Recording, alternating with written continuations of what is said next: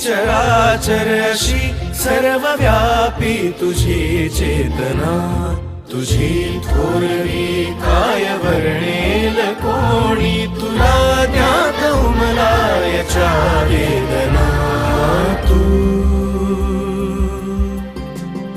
आहे सना.